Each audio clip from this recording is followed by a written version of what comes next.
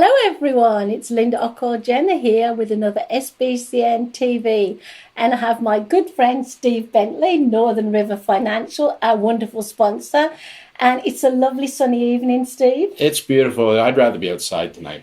Okay, let's take this outside. We should go do it on the deck. So I hear you've been having quite a few chats about SBCN TV. People have been talking to you about it. Absolutely. It's amazing people are starting to stop us and connect with us and just say, oh, we saw that. We love it. And I mean, we're going to talk about a certain question tonight, but it's going like viral. It's going to a lot of different places. And I'm really happy I think it's our personality, Steve. Yeah. Actually, your brain, my looks. So did you want to start off? Because we've got an email from a young man in India, and I think this is right up your alley. Well, I'm going to take an attempt at the name. I think it's Ayush Singh. And believe it or not, like you said, this is all the way from India. So you talk about the widespread appeal of the show. People are actually connecting with it in various areas that are beyond even what we thought. And he had an interesting question from a small business perspective. We're always dealing with the fact that, we're setting up small businesses. Sometimes we're coming from careers. And people sometimes really take the opportunity to ask a career question, too. So he sort of put on the premise to say, what's the best advice you can give to help plan a career rather than just simply working at a good question. Daytime job, right? And I think, of course, I'm going to go to planning, right? I think everybody's got to look at their, whatever they're doing for a living, and what they want to try and gravitate to is something that they enjoy. But you can't look at it as a day-to-day function. You have to look at a long-term projection. And if you find an area that you really appreciate in terms of a career or a profession, then you've got to do your best to try and find that long stream that you can continue to progress and move up and actually have that opportunity of doing that, right? And I think it really comes down to mindset to start with, right? If you're just looking at your day-to-day, 9 to 5, in and out, and that's all you're thinking about, and you're not thinking about what it is you're doing and why you do it and how you're maybe helping people, the real reasons, the passions behind it. Here I go with the word passion. I love that. Then maybe people need to take a step back, because maybe that job isn't what is going to be their long-term profession. Maybe it's just something in the interim, right? And I think a lot of people get it a little bit of a role where they get a little depressed and life is just going day to day to day, and they're not really excited. So I think if people want to find that career, they got to find what they really love to do. If they can wake up in the morning and then enjoy what they do. But then the next step is to say, okay, how can I make this occupation a career? So where do I start? Where's the next form of progression? We should always be looking at self-improvement, education, ways that we can enhance the skills that we're offering, and find that upward mobility. Now, of course, in today's day and age, it's not necessarily going to be with one company. It could be with a number of companies, because gone are the days where you could start somewhere and work for 30 years. So they got to find that opportunity. So he kind of saying stay in the career. I think this guy, if my memory serves me, it's IT related, I believe. And I believe he has a good job at the moment, but he'd like to move into another part of IT. He's sort of suggesting, which I think is great, that he stays in that job for stability and then either works his way up in that organisation, maybe does a part-time course at college or something. I don't know. I think so. And I think particularly in the high-tech industry or, the occupation, you're always going to be learning. You always have to be learning, because that technology changes so quickly. So sometimes you can get even into a position where the career position you're in is limited. Maybe you need to find that next step in terms of the education or the progression of the technology to take that next step, because some people work themselves into a position where they have a certain skill set, get to the point where they can maximize that skill set, but are not missing that next link or that next step in order to take that progressively. Building his brand on social media and showing people that he's now doing different aspects of the business, could that help his career progression as well? The brand I wouldn't necessarily use as the term, but I think the idea is right, because if he's looking for other opportunities, by having that online presence, that brand, if you will, people will know what your specific occupation is, what your skill sets are at. And there could be people looking for people like that. You never know. Or if people are looking, you can always direct them to that online presence that you've created to help be able to support what your skill set is. Because you didn't stay in the same career. No. So how did you do it then, Steve? How did you jump from one to another? Because you've actually been through it. Right, and I think that was looking for more opportunity, right? I think you look at the organization you're in to the extent that it can be something that you want to be in, but at some point, two things happen. Either you get to the point where you're really just feeling that you're not progressing and you're not, and it really, if a professional occupation, you're always going to be learning. So maybe not providing that learning opportunity or ability to continue to develop yourself. So you've not have two ways. That's going to either you have to look for that outside opportunity, which is sort of what I did, and also another way is people come looking for you. That's exactly. That's I love how that. I went from one position to another. So people headhunted you. Oh, that's exciting. Yeah. How did you get noticed though? And this is why I thought this was a really good question for you, because you've actually gone through the progression of. How did you get noticed? Well, again, it's networking. It's connectivity with industry or professional associations. It's going to conferences. So it's really, and also you got to sort of let people know that it's maybe something you're looking for. If you would entertain somebody saying, "Hey, we've got this opportunity for you," well, then they got to know. But you know what? If they really feel that you've got a skill set, it doesn't even matter if you're looking or if they're going to find you. If they want you, they'll find a way to find you. I think that's a really good answer. I haven't got a lot to add really, because I've kind of gone from being a stay-at-home mom to starting two businesses. So, and even though those businesses have grown, I've stayed on the same. Is it called trajectory? That's a good word. Where did that come from? It pops into I don't know. It's sitting by you. You make my brain start doing all these good things. So, and you say his name much better than me. Hey, A. I'm going to call you A because we know each other. Basically, I think Steve's answers are amazing. I've got nothing to add, but obviously you can email us or catch us on Facebook if you want anything else. That's a really good question, isn't it? Yeah. So before we move on to the next question, one of the things I know I've been asked about a lot, especially at the SBCN network meeting the other evening, is a follow-on from our LinkedIn conversation. Do you remember we talked about that's actually got quite involved. There's a lot of people that are interested in that topic. It's good, isn't it? Here's an example. Just did a podcast with a guy from Air Canada Rouge from Motivational Steps, my other business, and basically I shared it with the person I interviewed on LinkedIn. That person shared it with all his first degree people. It's got me a lot of exposure. It's got a lot of possibilities for me. So that is another example of how you can actually use LinkedIn by actually doing something with one of your connections that's not actually selling a service product. Like the podcast is free. I don't charge for it. So is that a way to go, do you think? Oh, absolutely. I think your concept of the viralness of something of that nature, and obviously he got a lot of benefit out of it, and he felt there obviously was a lot of opportunity for people to also benefit from it, right? But I think if you're looking at that, it doesn't use the word sell, and I really cringe when I hear that word. I know ultimately that's what we do in a way, but we got to talk about content. We got to talk about what it is, who you are, who they are, how that particular connection happened, and how it helped, right? And the information that came through that podcast and how it can benefit a lot of people. Don't be afraid to share it with people. A lot of people could learn from it, and I think there's also an opportunity to get even more exposure by continuing to share good news that you come across. Thanks, Steve. So we had another emailing question from Holly Parsons, who's one of the owners of Verve Electric, a local company, very, very successful company. And evidently, Holly's question is, haven't got my glasses on, we're always trying to come up with new ways to bring value to our clients, but it can be hard to come up with new innovative. Thank you. Ideas. Where are some places we can go to come up with ideas for value adds for our clients? We already do blogs and videos, etc. So I guess this is where I love this, because it's easier than your question. It's something I've done. So Holly, I'm not sure if we're into podcasting yet, but if you're not, it's something I'd love you to get into. And I'm going to tell you why. So I've been hosting Motivational Moments podcasts for my other business since 2005. I had a bit of a break because I got incredibly busy, was travelling, but kept them going in a small way. And I've seen that grow and help me tremendously. But the Small Business Community Network, which is SBCN TV, we have our own Small Biz podcast since 2012. The benefit of us doing the podcasts basically is to get more exposure for the SBCN and for our members. Steve and I have done a lot of them.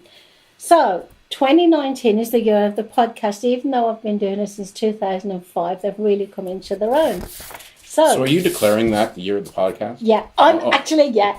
Not just me. I've got to say at the end of this, because I love to write things down because I'm blind and I forget.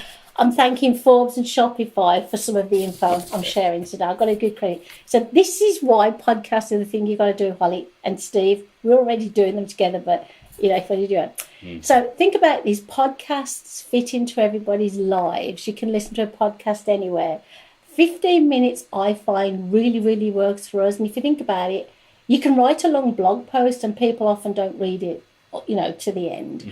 15-minute podcast, you can read it in the office, you can read it on the bus going home, you can read it, on the train, you can read it, listen to it, while you're doing, read it. Yeah. You can listen to it while you're doing your housework, you're washing and stuff. I don't do housework.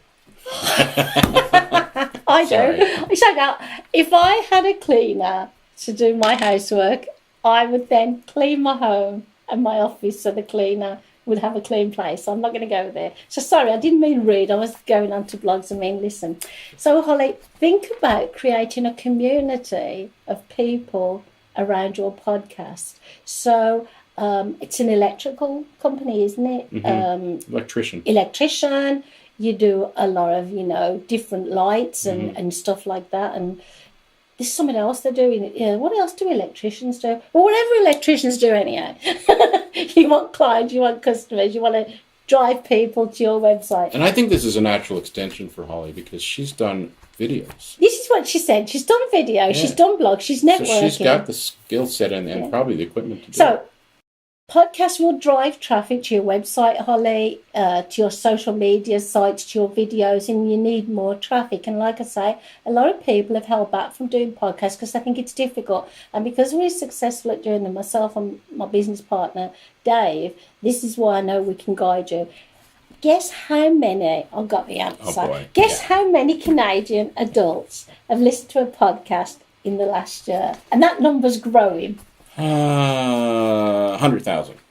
Actually, 10 million. I have no clue. I didn't. I mean, I know it's popular. And the thing is, I did make a mistake. I think it's good to admit making a mistake. And a lot of my heroes say it's good to make a mistake. But it was a good mistake. So I had to back off doing motivational moments videos for the SBCN videos. And because I was travelling a lot. And I lost a bit of momentum. But I've picked it up again now. The momentum's coming back. So it's never too late. So podcast listeners are loyal. They really are loyal. I know this. Would you believe this, Steve? I had a lady from Ireland, even when I wasn't really pushing the Motivational Step podcast, say she'd started from the beginning, 2005 till now, and she really loved my podcast. So she's loyal to me. Wow. Yeah, That's almost 15 years. Yeah, and this is what's helped my career. This is what's helped me get clients, Holly. So the loyal podcast listeners who are building a community around your podcast will become loyal to you, Holly, and they will spread the word. They'll become loyal to your brand.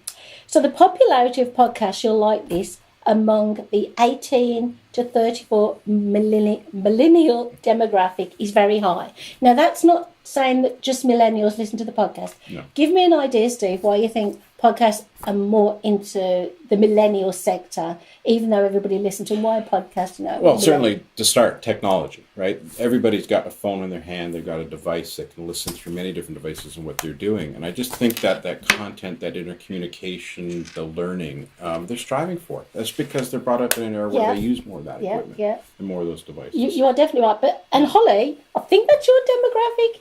I mean, I know you look very young, so you may even be before a millennial. I don't know if she's a millennial. I'm not going to touch that. But a millennial's good. My daughter's a millennial.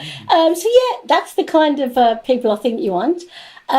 So these are the important things. Come up with the look and feel of your brand, for the podcast, and keep your brand consistent with the brand you've already got. But by look and feel, it's got to be consistent with the brand you've already got on your website and everything else, your marketing material. But I mean, what kind of name, what would you call your podcast? What do you think? What would you call a podcast if it was yours? Northern River Financial? I'd have to think about that on the spot. Keeping the river flowing. Well, I'll tell you one thing. I do a post on our Facebook page every week, and I call it Northern River Reflection. That would be good. It's something I'm reflecting on in terms of a quality or something that really struck a chord with me in the week. So there's But you got to be careful because my Motivational Moments started in 2005, and there's other Motivational Moments podcasts, but with different topics. So, Holly, think of a name and a look and feel for your podcast, because it's all got to align together. People want to be able to find you. Right. Now, this is the bit. You'll need somewhere to host your podcast. So I don't do any of this. I'm very lucky. I've got somebody looking after this for me. But I did ask Dave some information. So Podbean, have you heard of Podbean? No. So Podbean is one of the places that Dave gave me an idea. But you can always ask your IT professional, and you can always come back and ask Dave. I know that he'll have some ideas for you.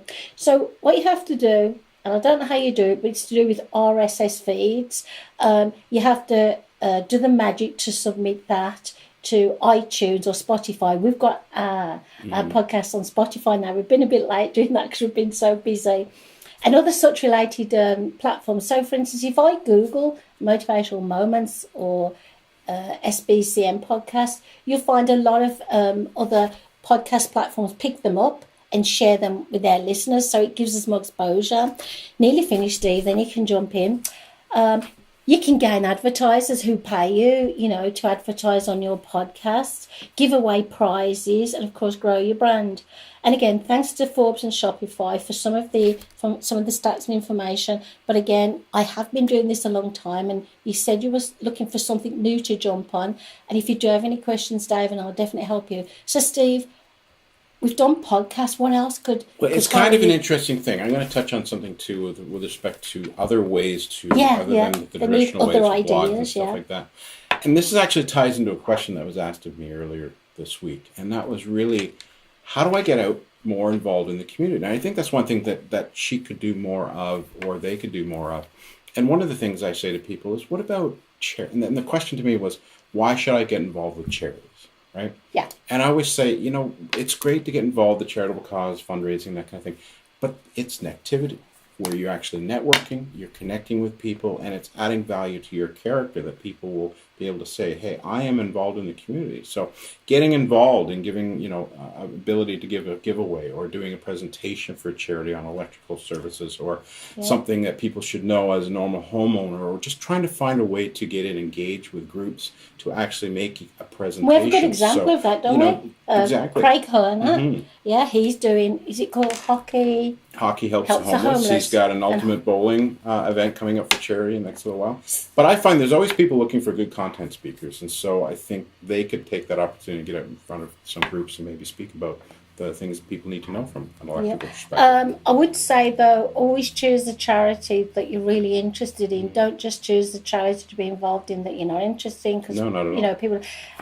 Some other ideas. So they're doing blogs, they're doing videos. Very good at the videos, Holly. I love the videos. And I've suggested podcasts, and I hope you get into the podcast because it's amazing. And you can interview people like we do. And you suggested charity events. Well, I suggested two things. Being charitable and also getting out and speaking to a group of people. Yes, And there's so many opportunities locally where we live. Would you suggest, what kind of events would you suggest that? You know what? I think community associations, for example, or people that have, in the building industry or whatever, because they're electricians and they got their specific area that they concentrate in. So, I can't give you a list off the top of my head, but those are just a couple where you could sort of start.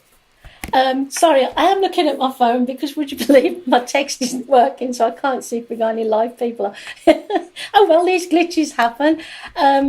So the internet's been good today, so at least we've got this live thing. I think the speaking opportunities are great for the simple reason you would think that being an electrical company, being an electrician, you're never going to be without clients, but I think that's a bit of a complacent look and feel. I think you've always got to be looking for new clients and new possibilities. Well, I think in this case, Holly and her husband are really good at, and I always see, like on Facebook, so many people making, and certainly some organizations where they're always being referred. And I think they're looking at ways to increase that introduction, that ability to be referred. But I think they're doing a good job as it is. And I think why they're doing a really good job. They're not being complacent saying, well, we're doing the videos and we're doing this and we're going to stop at that, because things are forever changing.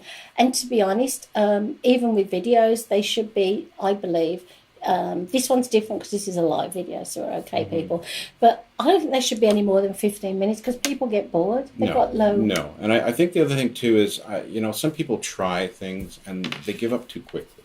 And I think, you've been doing, like you said, a podcast for 15 years almost, right? Yeah. It's developed a following, it's grown, and we've seen that in some of the things that we pursue as well. Yeah. But you've got to have some things that you try and you stick with it for a while. Doesn't mean you don't change it up a little bit, but don't give up on some things too soon because you can only try so many new things. I think I know, though, because as a business consultant, my clients talk to me a lot about this. It's not going to happen with Holly and Nathan, I know this, but where do we host it? We can't find anywhere. Oh, it costs money. We don't know how to do the technical bits. We haven't got a microphone. So what's our favourite word, Steve? Plan, prepare, prioritise. Yeah. 3 favourite words. And I don't think this will happen with Holly and Nathan because they are spot on. But to the people, out there who are listening to us and looking at us, if you're going to get into something new and it doesn't work out first time, try again, believe in what you're doing, because if you give up too soon, it's as if you haven't got any, what's that word I'm looking for, Steve? If you I was going to say passion, but I don't think that's what you're thinking. If you give up too soon and your clients are watching what you do, then it doesn't give a good vibe. It doesn't give you a good vibe. Let's go with that word, right? I just think people look at that and say, well, really, do I want to work with them because they tried this and they gave up so soon? And I just think that people, if they see your track record and you're becoming successful, you talk about the RSS codes, for example, right?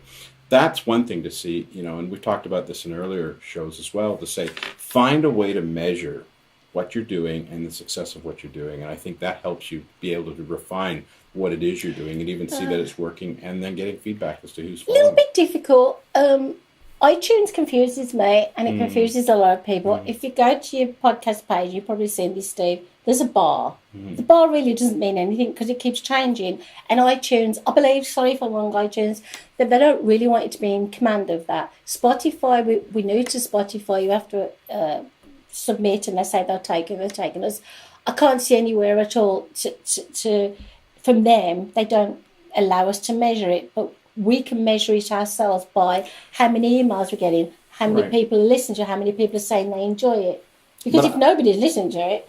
But that's where you come back to maybe talking to somebody who's an IT person who can maybe give them some rules as to and we've got enough what of can them. work and what can't work. Now we've answered 2 questions. I want to talk about failures. I know that people think you shouldn't talk about failures because basically people think you're useless and you can't do good things. But so one example for us would be, do you remember our first live TV show? No, I wasn't here. No, that's it. But it wasn't you, really. I mean, even if you'd have been here, the IT company failed us. I'm sorry, but they did. But that's technology.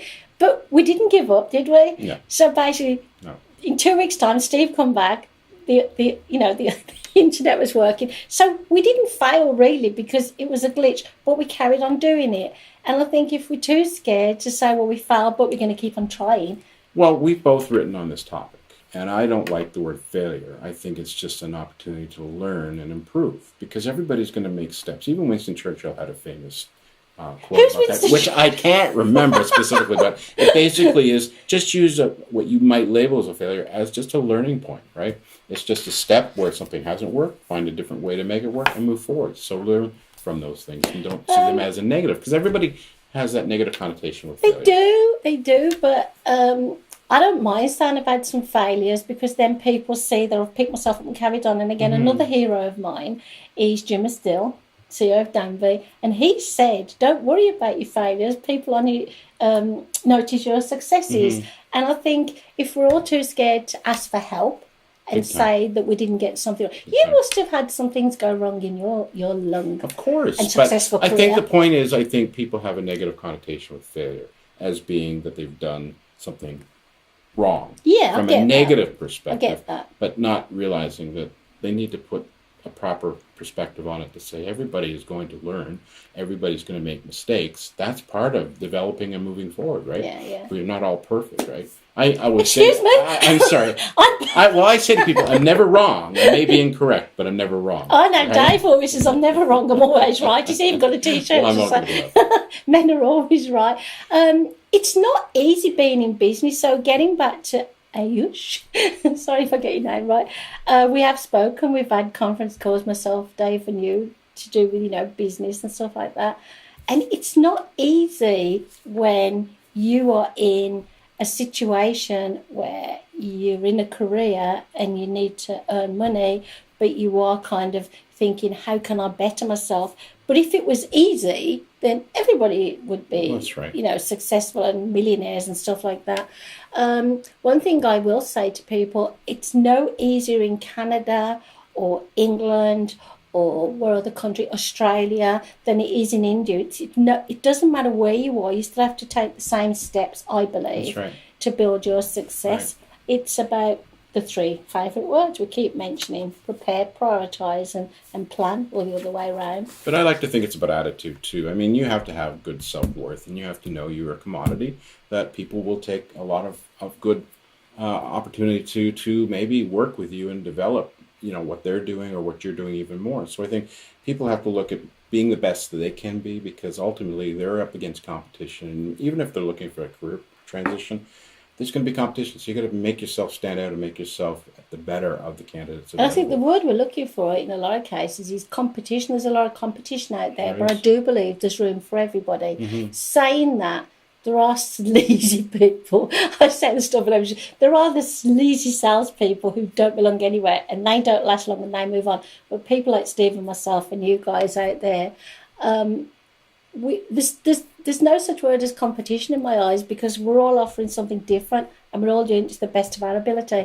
and we've all got a different price point. Right. And I guess everybody has to figure out what that is for them, right? And I think confidence is a very strong thing that people have to have, but that doesn't mean they're perfect, right? They have to realize that they've got their shortcomings. I'm perfect, baby. But you have to be confident, and you have to be very self-aware and be able to conduct yourself if you're wanting to make that next step in a career move, so that people say, hey, this person's got it together, they can do this. You did it. When you rebranded, when you moved from, I can't remember what your last business was called, to Northern River Financial, you never blinked an eyelid. You had clients to take care of, you had past clients, you had future clients, you're going through this branding process, and it was just as if, you were floating down the river. You made it seem so easy. Did you know what we just did there? Yeah. You used the word river. He's got an amazing brand. I would take a tip from Steve if I was you. Okay, but just a minute. Before that brand rolled out, there was a lot of work. Yeah. There was a lot of research. There was a lot of putting the whole package together. You don't just, and you hear this before, people throw up a website or they make some change. They haven't got that synchronization. They haven't got everything working together. And they need to be clear on their brand. They need to be clear on their message. They need to be clear on their client demographics. There's so many pieces that go into that, right? Can you remember?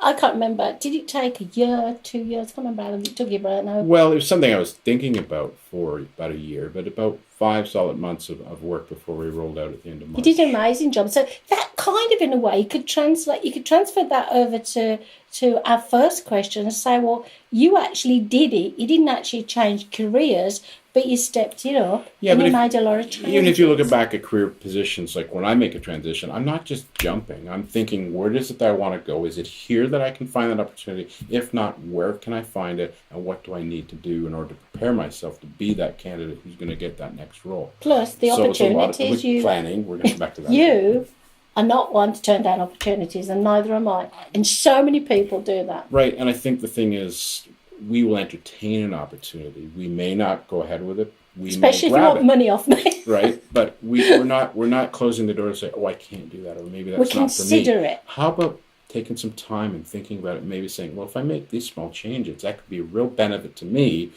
and it could really further my career. Yeah. So obviously, don't jump at the opportunities. Anybody out there, like I was given an opportunity once to pay a lot of money to publish my first book, but it wasn't even all my book. It was chapters of a book, and I turned that opportunity down because I had no money anyhow.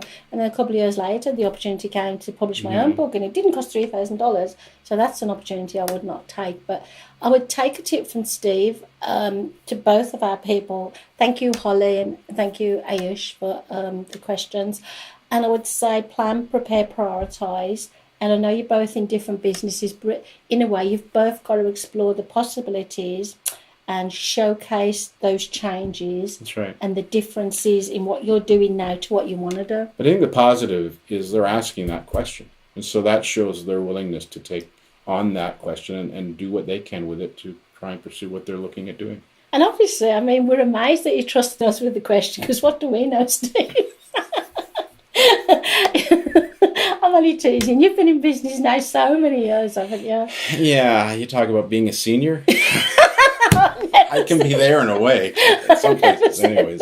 So I know we've got a couple of seconds before we finish. I know you've been up where the bears live. Have you ever been having a good time? Yeah, I've been in heaven for 2 days, just taking pictures up north, and that's a place I go to sort of de-stress and sort of just find a way to think about some things going forward as well. And you do photography now, don't you? You do some amazing stuff. You paint, you do photography, you drive canoes. That's not the right word, is it? You paddle canoes. You went to me in a canoe.